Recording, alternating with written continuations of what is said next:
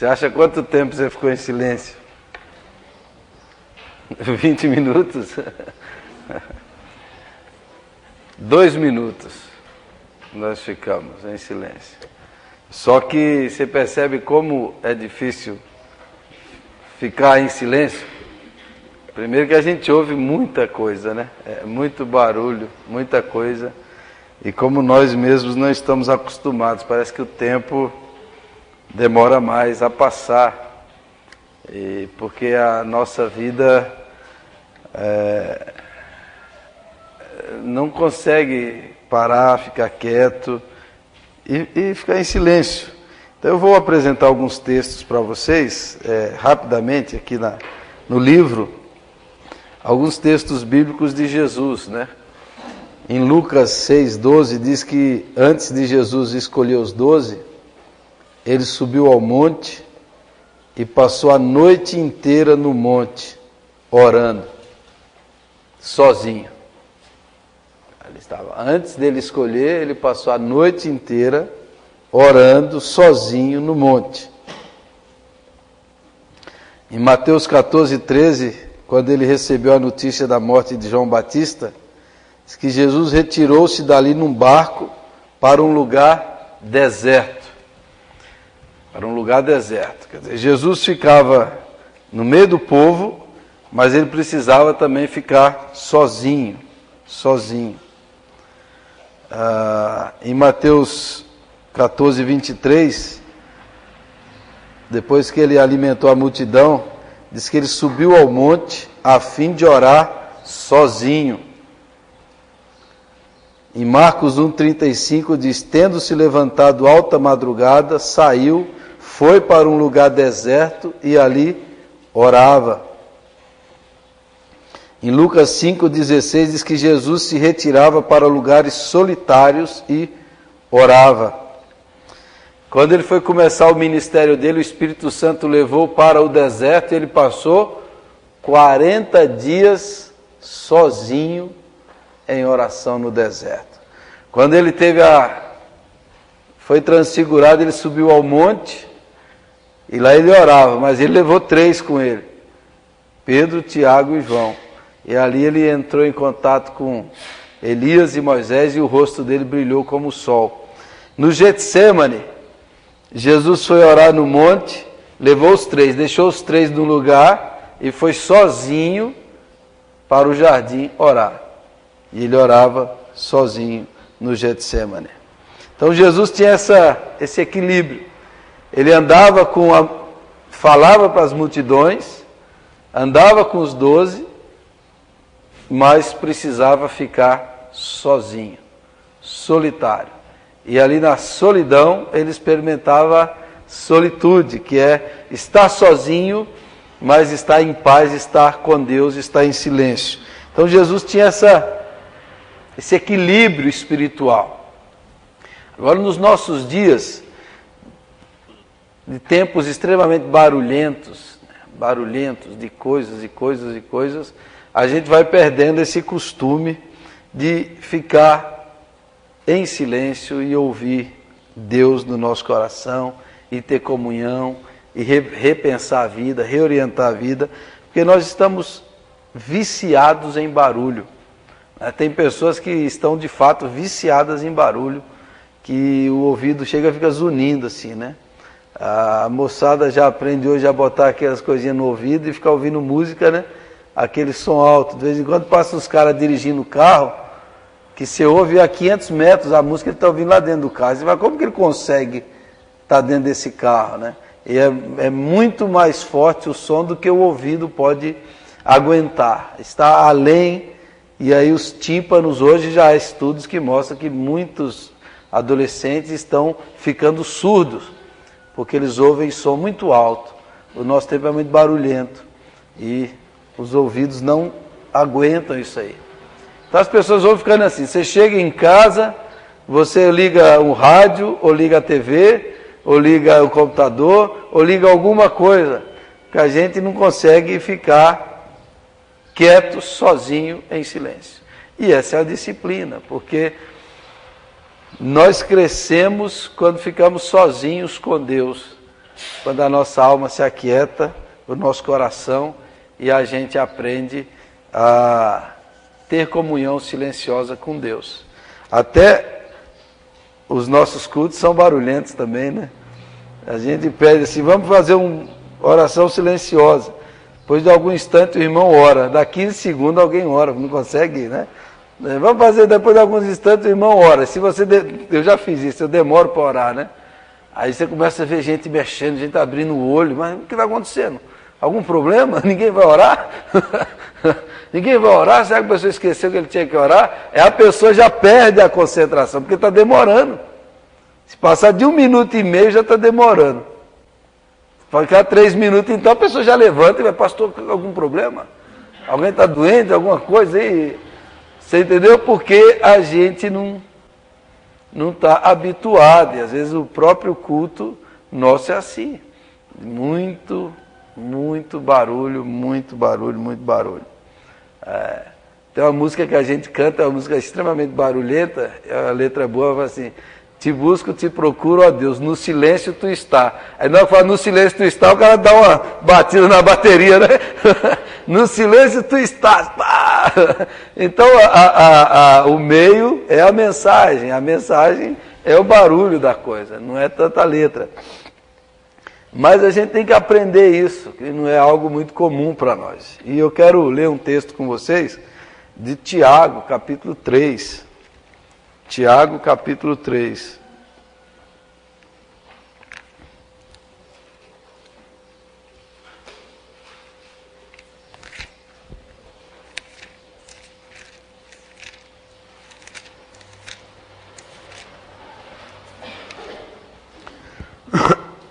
Tiago 3, do verso 1 até o 12.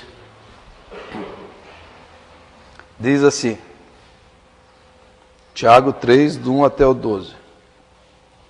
Meus irmãos, não vos torneis muitos de vós mestres, sabendo que havemos de receber maior juízo, porque todos tropeçamos em muitas coisas.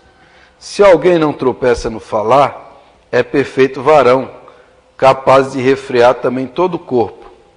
Ora, se pomos freios na boca dos cavalos para nos obedecerem, também lhes dirigimos o corpo inteiro. Observai igualmente os navios que, sendo tão grandes e batidos de rijos ventos, por um pequeníssimo leme são dirigidos para onde queira o impulso do timoneiro. Assim também a língua, pequeno órgão, se gaba de grandes coisas. Vede como uma fagulha põe em brasas tão grande selva. Ora, a língua é fogo, é mundo de iniquidade. A língua está situada entre os membros do nosso corpo e contamina o corpo inteiro. E não só põe em chamas toda a carreira da existência humana, como também é posta ela mesma em chamas pelo inferno. Pois toda espécie de feras, de aves, de répteis e de seres marinhos se doma e tem sido domada pelo gênero humano. A língua, porém, nenhum dos homens é capaz de domar. É mal incontido, carregado de veneno mortífero. Com ela bendizemos ao Senhor e Pai. Também com ela amaldiçoamos os homens feitos à semelhança de Deus. De uma só boca procede bênção e maldição. Meus irmãos, não é conveniente que estas coisas sejam assim. Acaso pode a fonte jorrar do mesmo lugar o que é doce e o que é amargoso? Acaso, meus irmãos, pode a figueira produzir azeitonas ou a videira figos? Tampouco fonte de água salgada pode dar água doce. Esse é o texto clássico sobre os malefícios da língua, de usar mal aquilo que a gente fala e diz. É interessante que ele começa dizendo assim, não vos torneis muito de vós mestres, porque vocês vão receber maior juízo. Quer dizer, eu vejo pastores que falam demais igual eu, tem um problema sério, né? Deus fala, cuidado com o que você fala, você vai ser cobrado mais, você tem essa responsabilidade de falar. Então cuidado com o que você fala, porque às vezes você fala pelo Espírito, pela palavra, mas às vezes você fala do homem, da carne. E nós também. Então Tiago fala que a língua é fogo. E que o homem que consegue controlar a língua é perfeito varão. é perfeito varão. Então, essa disciplina do silêncio é a disciplina que nos ajuda a controlar a língua, aquilo que a gente fala, aquilo que a gente diz. Quem consegue controlar é uma pessoa perfeita. A gente sabe a hora de falar e a hora de calar. Então, a sabedoria popular já diz, Deus nos deu 2 ouvidos e uma boca.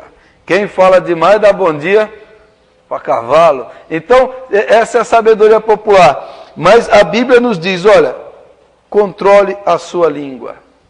Saiba a hora de falar. Não seja um tagarela, um mexeriqueiro, um fofoqueiro. Não seja aquela pessoa que fala e nem para ouvir o que os outros estão dizendo. Aprenda a controlar a sua língua, porque depois que você fala, não tem mais jeito. Depois que a palavra saiu, ela não volta mais. Então são coisas assim que a Bíblia nos diz, controle a sua língua. Controle a sua língua. Tem uma história que deve ser, não sei se é verdadeira, porque é engraçada, então às vezes você pensa que é inventada, né? Quando a história é muito engraçada. De uma cidadezinha que foram homenagear o padre, que o padre viveu lá uns 40 anos naquela paróquia. Aí o prefeito, os vereadores falaram, vamos fazer homenagem ao nosso padre que está se aposentando. Aí fizeram uma grande cerimônia na cidade. E o prefeito que organizou tudo não tinha chegado. Então o padre foi lá e falou, irmãos, eu agradeço essa homenagem e tudo, eu lembro. Quando eu cheguei nessa cidade aqui, eu tive uma péssima impressão. Porque a primeira pessoa que foi confessar comigo já confessou que traía a mulher, que tinha várias amantes, que roubava dinheiro, que era desonesto, levava dinheiro dos outros. Eu fiquei com uma péssima impressão dessa cidade, logo no primeiro dia. Aí no meio da cerimônia o prefeito chega. Aí o prefeito tem a palavra. Aí o prefeito chega e fala assim, irmãos, como eu vou esquecer do padre? Eu fui o primeiro que se confessou com ele, né? Eu fui o primeiro. Aí o povão, né? Então você não sabe se essa história é verdadeira, mas o cara ele entra no meio da coisa e já chega falando. E eu já vi muitas, não igual essas, mas histórias. Pessoa que entra no meio da conversa, no meio da história e não percebe o que foi falado antes, o que foi dito antes, o que está acontecendo antes, mas a língua fala demais, quer falar demais, e quase sempre para aparecer. E esse é o mal do nosso tempo, a superexposição, as pessoas buscam demais aparecer. Essa é a era da celebridade. Todo mundo quer ser celebridade, né? E você quer aparecer, quer viver lá, celebridade. E aí as pessoas ficam uma superexposição da sua vida. A internet, as redes sociais, é uma superexposição da vida da pessoa. Ela está sempre se expondo, sempre querendo aparecer. Essa disciplina vai contra. É a disciplina do recolhimento, da interiorização, do silêncio, da meditação, da quietude, do controle da língua. Quem controla a língua é perfeito varão. Você já parou, por que eu falei isso? Por que eu tive que dizer isso? Olha que besteira que eu falei. Depois você já falou. Então é uma disciplina de você estar nesse equilíbrio. Então a disciplina do silêncio tem a ver com isso, controlar a língua.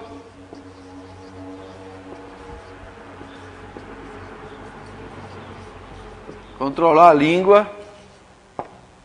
Outro texto que eu estudei aqui na terça-feira com os irmãos, eu quero que você abra lá em Eclesiastes, capítulo 5, versículo 1 e 2. É um texto que nós estudamos aqui.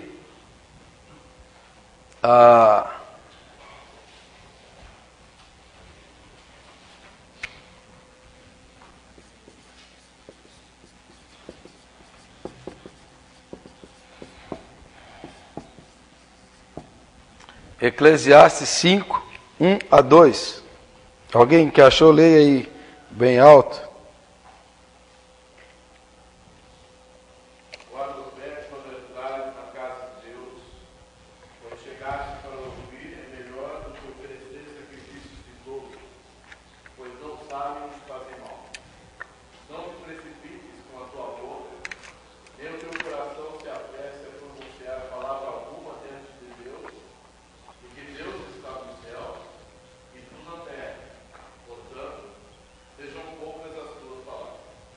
Nós estudamos isso aqui numa terça-feira sobre a religiosidade tola de Eclesiastes, essa religiosidade de você fazer promessas para Deus, de votos, de você chegar na presença de Deus e querer se gabar, barganhar, trocar com Deus.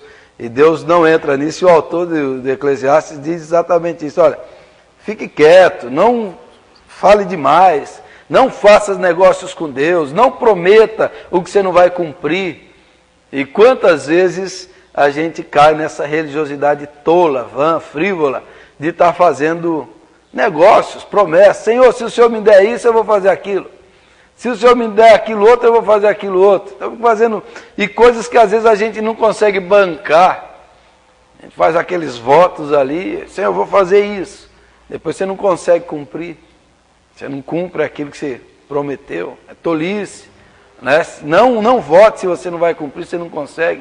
Não se gabe na presença de Deus. Não seja como o fariseu que orava no templo de si para si mesmo, dizendo: graças te dou porque não sou como os demais homens. Não se enche diante de Deus. Porque o publicano que de cabeça baixa orava: ó Deus, ser propício a mim, pecador, ele voltou justificado. E o fariseu, não. Porque ele orou pouco, mas orou com sinceridade. Não prolongou aquelas vãs repetições para aparecer. Para aparecer. Às vezes certas palavras que a gente fala diante de Deus, muitas vezes é apenas para aparecer, aquelas palavras diferentes que não encantam Deus. Encantam às vezes as pessoas, mas não Deus, né? Deus não fica impressionado com essas palavras nossas, ele fica impressionado com a atitude do coração quebrantado e contrito. Aquela história do irmão que orava na igreja, ele orava lá e falava, ele começava a contar a Bíblia inteira na oração dele. Ó, oh, Deus de Abraão, Isaac, Jacó, Deus que deu filho para Abraão, e começava. Aí os meninos da igreja saíam tudo na hora que ele orava. Aí ficava brincando, aí vinha ali e falava: e onde é que ele está? Aí alguém: pode voltar que ele ainda está no Mar Vermelho. Então a oração ia demorar. Quer dizer, você não precisa contar para Deus a Bíblia toda, Deus já sabe, foi Deus que fez.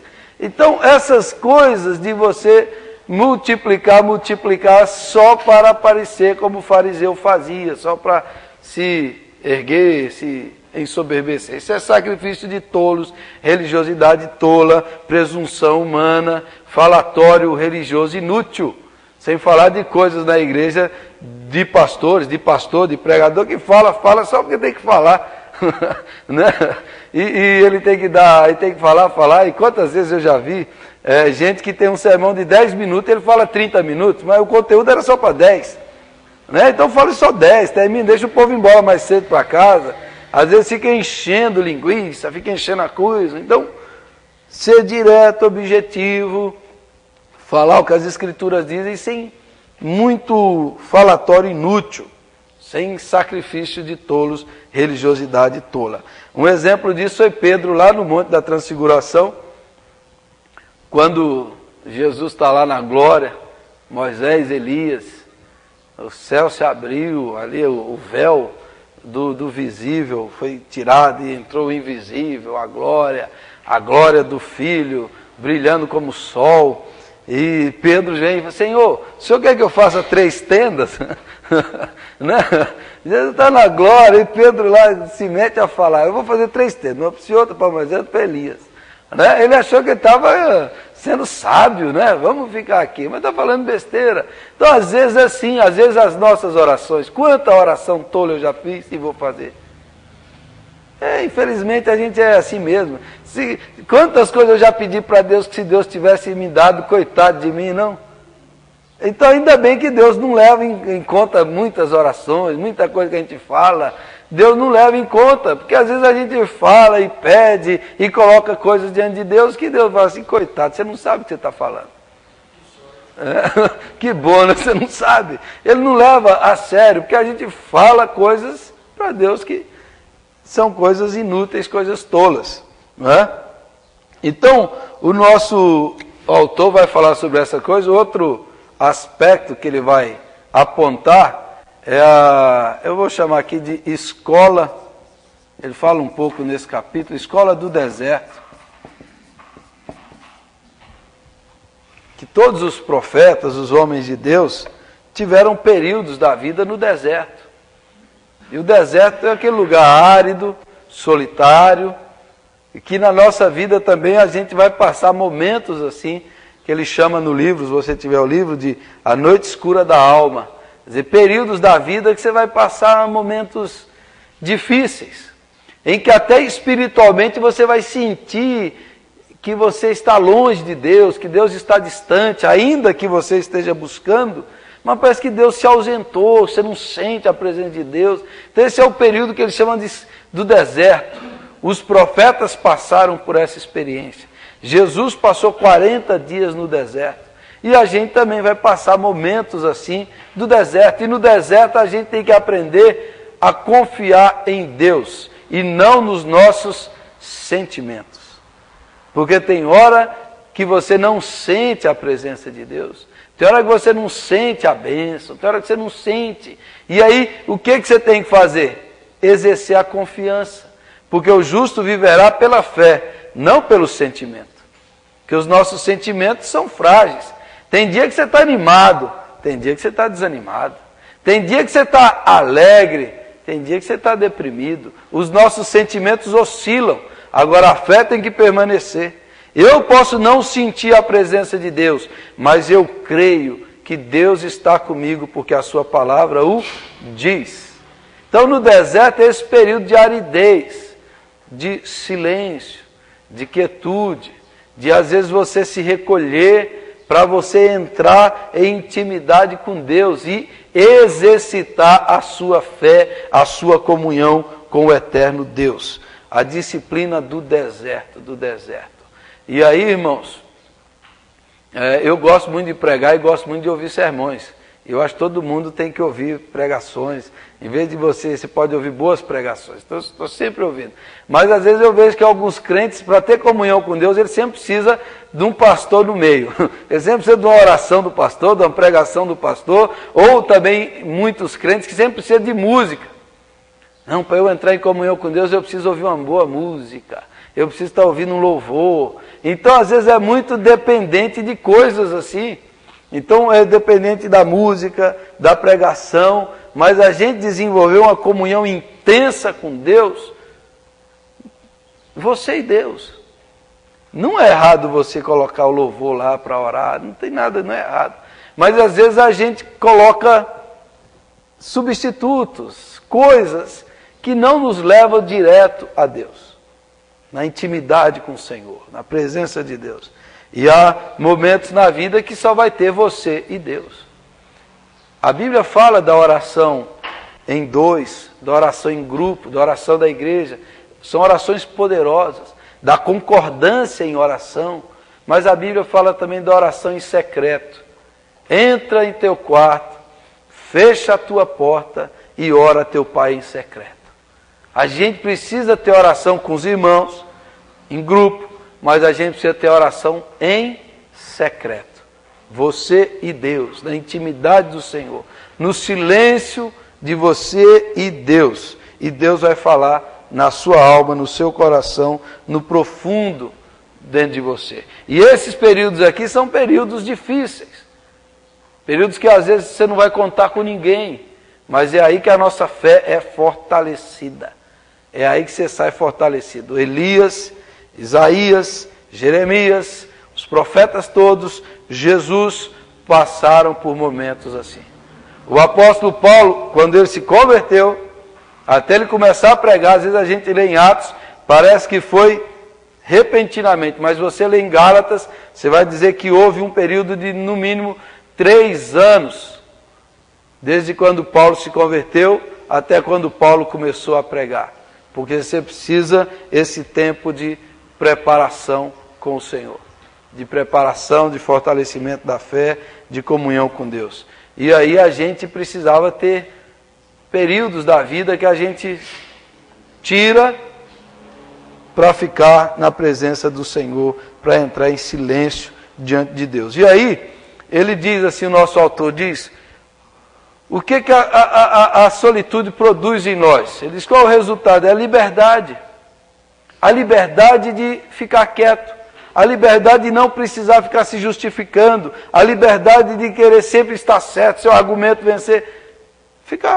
Você é livre para às vezes se calar, para às vezes ficar quieto, sozinho. Você é livre, você não precisa estar sempre ganhando a discussão, ser o centro das atenções, chamar a atenção do outro. Você fique quieto, tranquilo. Você é livre para falar na hora que você quiser, ou não. Você tem essa liberdade. Às vezes, certas discussões são vencidas pelo silêncio.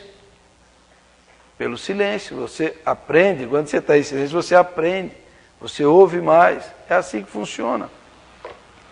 Eu já por exemplo, tive contato com alguns pastores mais experientes, mais famosos. Teve um pastor, que ele é equatoriano e mora na Argentina, já está com mais de 70 e tantos anos. Ele escreve na revista Ultimato, ele se chama René Padilha. Em 1974 teve talvez o maior congresso evangélico do mundo, de lideranças evangélicas do mundo, em Lausanne, na Suíça. E gerou um movimento da teologia de Lausanne, movimento de missão integral.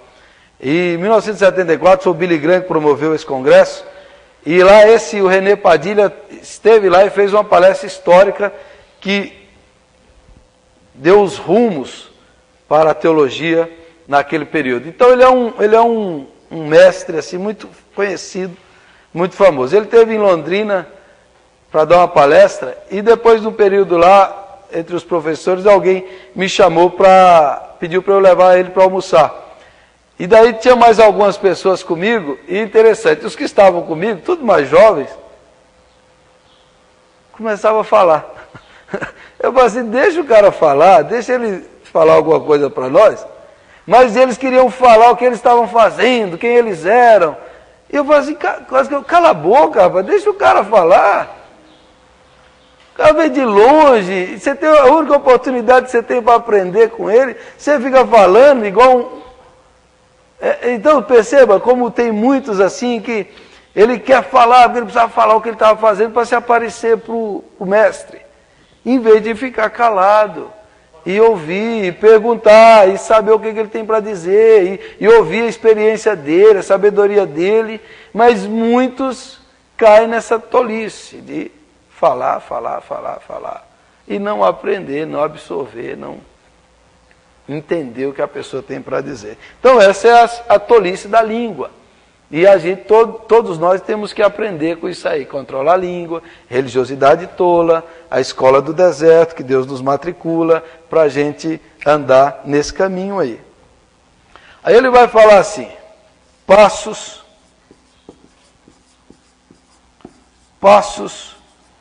para a solitude. Como é que a gente desenvolve essa coisa interior? O nosso autor diz, olha, aproveite os pequenos momentos. Tenha pequenos momentos de quietude e de silêncio. Se no seu dia a dia você não tem assim, aproveite. Se você não tem, acorde um pouco mais cedo e curta ali o silêncio de ficar quieto, de ler a Bíblia, de reorientar, de pensar, de meditar, de entrar em introspecção. Faça isso. Os pequenos momentos do dia a dia. Quais são os momentos do seu dia que você pode ficar quieto em silêncio? Quais são as horas que você pode ficar em silêncio? Então a gente pensa assim.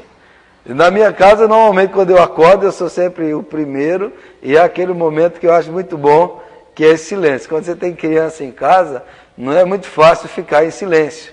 Então você precisa, ou então, tarde da noite. Horas assim, você pode. Cada um tem que ter um momento que você pode ficar em silêncio, em quietude. Às vezes, eu estou querendo preparar um sermão, aí eu sento, nunca funciona. Eu sento, pego a Bíblia, um papel e começo. Mas nunca funciona assim, né? Nunca funciona. Nunca funcionou comigo. Não sai nada quando eu faço isso. Aí eu preciso sair, relaxar a mente, de preferência deitar na rede e ficar em silêncio. Ali o sermão vem prontinho na minha cabeça. né? A rede é coisa da natureza, né? Então, ali você está com a mente, é coisa de baiano, é coisa espiritual isso aí.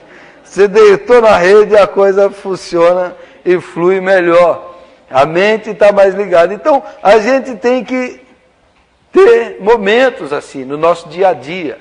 Às vezes, se você não tiver, você vai entrar na correria. Para o seu coração, a sua alma, ter essa tranquilidade interior, essa calma interior, esse momento de você deixar a sua mente tranquila. Ele fala, além disso, nós deveríamos ter, ele sugere no livro, a igreja deveria ter lugares tranquilos, sossegados, onde as pessoas pudessem orar sozinhas. Tem igrejas que têm as portas abertas e a pessoa vem orar, fica ali em silêncio, né? Isso é uma coisa boa, a pessoa entra, fala com Deus, ora, e tem lugares assim. E hoje a gente não tem muito isso, né? As igrejas nossas não têm esse hábito.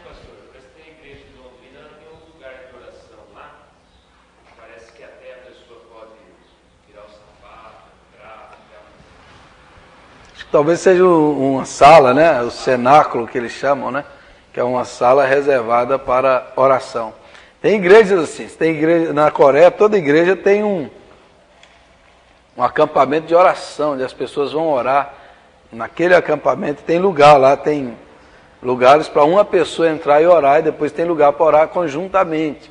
Mas tem momentos assim, às vezes na nossa vida, a gente pode ter lugares na nossa casa que a gente tira para a oração.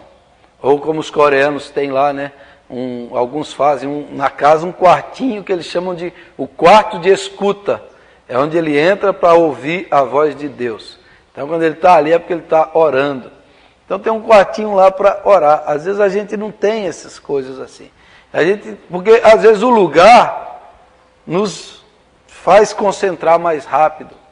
Faz a nossa mente se concentrar mais rápido. Vocês viram que às vezes aqui você não consegue, tem muito barulho. Essa rua é muito barulhenta.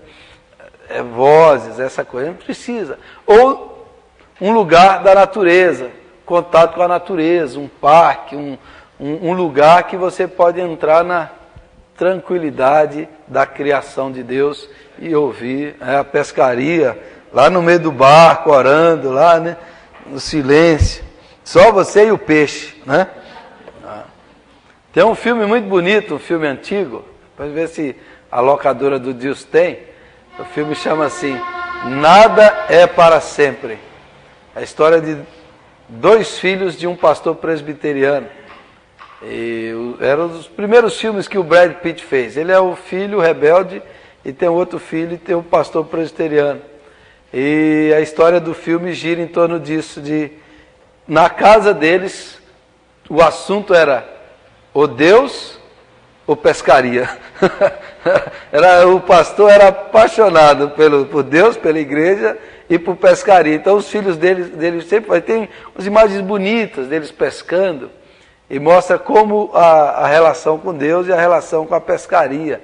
É um filme muito bonito, que tem uma mensagem também muito bonita, o filme. A mensagem do filme é resumida numa frase, que também vale para a família. Às vezes as pessoas que nós mais amamos são aquelas que nós temos mais dificuldades em ajudar. E aí o filme vai mostrar isso. Que o pastor e tem um filho lá e tem essa dificuldade de ajudar o filho. Então é um filme muito bonito. Ele falou de pescaria, eu lembrei. É um filme também para você assistir e meditar, né? E meditar nas imagens, na história. É um filme de poucas palavras. Tem filmes bonitos assim, tem poucos diálogos, tem muitas imagens, né? Eu costumo até um filme de arte que alguém falar alguma coisa leva uns 5 anos. Ontem eu estava assistindo o filme Tempos Modernos do Charlie Chaplin. Não tinha voz. O filme foi feito em 1936. E é um filme lindo, não? 1936. Então não tinha palavras, era só a encenação. A encenação de vez em quando aparecia uma frase. Mas ele comunicava sem as palavras. E comunicava muito. Então, se você não assistiu, né, talvez você voltar a assistir os filmes do Charles Chaplin, esse que é Os Tempos Modernos, que é uma crítica à sociedade industrial que estava mudando o mundo na década de 40, e ele mostra isso no filme. Vale a pena você assistir também.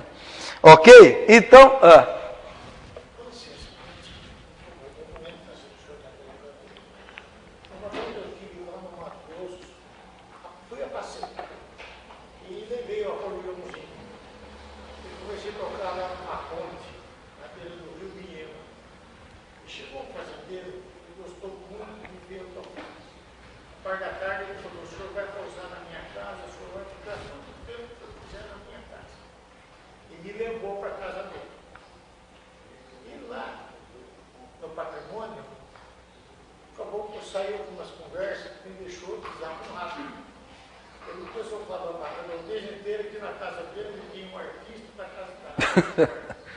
Olha a situação que esse homem pôs para mim. E ele convidou todo mundo para vir assistir, eu tocar acordeão na casa dele. Não é uma situação. Eu fiquei tão apavorado, mas tão apavorado, que eu não sabia se eu pegava a sanfona e saía andando para a estrada para vir embora a pé. Mas eu pensei o seguinte: quando é a única saída que eu tenho aqui, para Deus, me ajudar. Só que a casa do homem estava tão cheia de gente, e eu não tinha não onde pedir para Deus. Então eu fiquei na fila do banheiro. Aonde surgiu a mala daqui, eu fechei a porta, eu botei as minhas mãos no vaso, os meus joelhos no chão, e clamei a Deus, falei: olha a situação que eu estou envolvido. Não me ajudar, eu afundo que nem o Titanic. E orei o Pai Nosso, pedi para Deus com todo carinho. Aí saí agora, jogaram o acordeão na minha mão, toquei a noite inteira na casa do homem, foi uma festa. Eu já ouvi histórias assim também, de muitas pessoas já me contaram que o único lugar que tinha tranquilo era o banheiro, Pessoas que já contaram que Deus ouviu orações, coisas assim, milagres, era o único lugar que a pessoa tinha. Gente que vive, é o único lugar que ela tem um lugar tranquilo, é dentro do banheiro. Infelizmente, tem hora assim, agora Deus não olha para isso, porque é a condição ali do banheiro. Eu também já vi outra história parecida com essa, de um pastor que foi pregar numa campanha evangelística, e quando o outro pastor foi apresentá-lo, inventou um monte de coisa. Porque esse pastor é isso, é aquilo. E aí ele foi pregar e não conseguia pregar, porque ouviu tanta mentira, que ele disse que no outro dia que ele tinha que pregar, ele ficou doente e não foi, porque a mentira adoeceu ele. Você vê? Então tem essas coisas. Isso é outra coisa também de histórias. Por exemplo, nos Estados Unidos, às vezes as pessoas têm um termo lá, quando você vai falar de números, estatística, a pessoa fala assim: esses números são reais ou são evangelísticos? Porque evangelístico lá significa que são exagerados. Os evangelistas americanos, eles iam fazer uma pregação no lugar, aí eles diziam assim, tinha 100 pessoas, falavam assim, tinha 1000. Converteram 100 pessoas. E aí por quê? Porque eles precisam que o povo dê dinheiro para eles aumentam os números. O Billy Graham, que é o evangelista mais famoso dos Estados Unidos, quando ele começou o ministério dele, ele conta, ele foi se aconselhar com o evangelista famoso antigo. E o evangelista falou para ele assim: olha, Billy, todo mundo diz que a gente aumenta os números, todo mundo pensa que a gente aumenta. Então, já que todo mundo pensa que a gente aumenta mesmo. Aí o Billy Graham fez um compromisso sério de nunca aumentar os números das campanhas dele. Por isso que até hoje, ele está com 80 e poucos anos, ele é respeitado. Os poucos evangelistas respeitados nos Estados Unidos, porque ele é o número exato. Essa tendência de exagerar, de aumentar, né? Pastor às vezes gosta de dar uma aumentada nas coisas, isso é pecado. Isso é pecado, aumenta as coisas, aumenta as histórias. Então não é assim. Então, essa é uma das coisas da disciplina do silêncio. Linguagem clara. Seja a vossa palavra sim, sim, não, não. Não aumente. O que diz passar vem do diabo. Do diabo. Pastor tem o costume, eu também já estava entrando nesse costume, que é um perigo, que você tem que tomar muito cuidado. É o sujeito que chega assim, pastor, na saída do culto, ore por fulano. Aí eu vou orar. Mas ela falou ali, depois o outro já falou outra coisa, já esqueci. E isso pesa na minha mente. Quando eu falo que eu vou orar e não oro. E às vezes a pessoa fala, pastor, ora por isso. Então eu falo assim, anote num papel, por favor, escreva aí, dê o papel para mim. Porque às vezes você fala que vai orar e não ora. Outra coisa que o pastor também tem costume de fazer, que o pessoal, pastor, o senhor vai me visitar? Vou, irmão, vou te visitar. Aí o irmão fica esperando.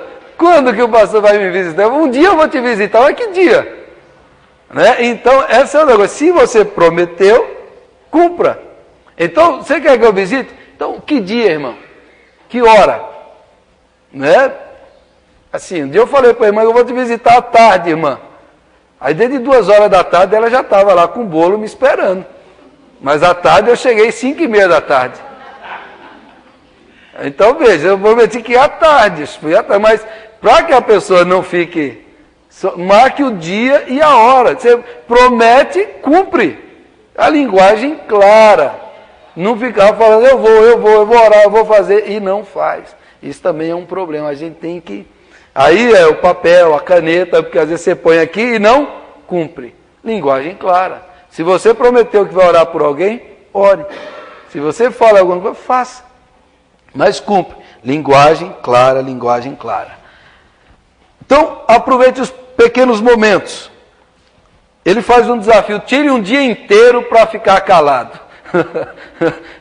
Tire o dia inteiro para ficar em silêncio. Não fale nada naquele dia, fique quieto. Aqueles retiros que o pessoal está fazendo na Europa, passar 3 dias de boca calada, sem falar nada. Sem falar nada. Faça isso. Você vai ouvir mais, vai controlar melhor sua língua. Né? Tem outra história, que deve ser piada, né? Eu vou lembrando das histórias aqui. Vocês têm que guardar essas histórias. Deve ser outra anedota da freira que entrou no convento, e no convento você não podia falar. Era aquele voto de silêncio. E aí, depois de 1 ano, você podia vir e dizer 2 palavras para a Madre Superiora. Então ela entrou no convento, trabalhou, era só trabalho, não falava nada. Aí chegou no final do ano, foi falar com a Madre Superiora. Qual é a palavra? Aí ela falou, muito trabalho. Aí, o outro ano, trabalhou, no 2º ano, voltou para a Madre Superiora. E aí, o que você tem para dizer? Muito trabalho. Aí chegou no 3º ano, na hora de dizer a palavra, ela tirou o hábito e entregou para ela, eu desisto. Aí a Madre Superiora, eu sabia desde que entrou, você só reclama, né? 2 anos só reclamou. Você entendeu? Então essa coisa do controle da língua, do ficar quieto em silêncio, de controlar, ter linguagem clara. Ah. Dependendo da pessoa que é, se ela se calar, ela causa impacto também. Pois é.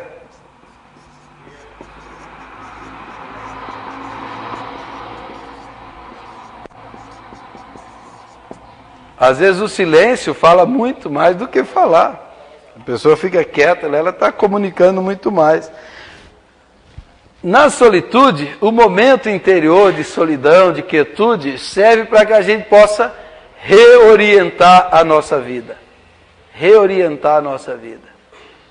Os planos, as ideias, os projetos, num período assim de oração, de silêncio, você vai ver como a sua mente... É impressionante, você tira 1, 2 dias para você ir para um retiro, para um lugar calmo, sua mente enche de novas ideias, novos planos. Você sai um pouco fora da rotina e vai para um lugar que você vai ficar quieto, calmo, em oração. A sua mente enche de tantas coisas, de tantas ideias, tantas coisas novas. Você está ali repensando, reorientando, reavaliando. Aí você começa a rever certas coisas, você precisa fazer isso. Replanejar, reorientar a sua vida. Reorientar a sua vida na quietude da solitude. Pense em fazer isso, assim, vou sair um pouco fora. Parece que quando você sai um pouco fora do seu dia a dia, você vai para um lugar para entrar em oração, meditação, você começa a ver as coisas de um novo jeito, de uma nova maneira. Você começa a avaliar o que você está fazendo de errado, o que não está certo. E aí você começa a encher o coração de coisas novas, coisas novas. Pense em fazer isso nas férias, né? Em vez de ficar só passeando, tire um dia para orar, para ficar quieto, para entrar em silêncio. Pense isso, pense isso. Quando eu vou para a praia, eu fico lá na praia olhando assim o mar, eu tenho 500 sermões só de olhar para o mar, viu, Rosa? Por isso que eu vou tirar 2 meses de férias. Brincadeira. Mas de você entrar lá, então você começa a sua mente, fica mais sensível. E por último, o fruto da solitude, o fruto é sensibilidade. Você vai ser uma pessoa mais sensível aos outros, valorizar a presença dos outros, a oportunidade de conversar, de dialogar, as palavras, valorizar as palavras, o que você diz, a linguagem, o que o outro tem para dizer, aprender com ele, ter um relacionamento mais profundo, mais duradouro do que essas conversas, às vezes triviais, frívolas, de ter diálogos mais importantes. Ao ficar quieto, em silêncio, você vai aprender como é importante falar, como é bom falar e como é bom ouvir. E como a palavra nossa tem poder, como a nossa palavra tem peso, como a gente tem que pensar bem antes de falar. Como é importante você se comunicar claramente e ter conversas mais profundas. Promessas que vai mais no coração e não apenas conversas frívolas, tolas, conversas assim. Eu costumo falar quando a gente reencontra os familiares que estão distantes, você fica ali 2 dias só conversando coisas triviais. Aí, meia hora antes de sair, antes de despedir, você chega e fala, eu te amo, viu? Foi um prazer estar com você, você é muito importante para mim. E em meia hora você fala o que você devia ter falado nos 3 dias. Não é? Você poderia ter conversado e aprofundado, mas você fala só coisas assim. Em vez de você falar de coisas mais profundas, mais importantes do seu coração, de ter uma comunhão mais profunda com as pessoas que você ama. Então a solitude gera em nós essa sensibilidade para a gente fazer isso.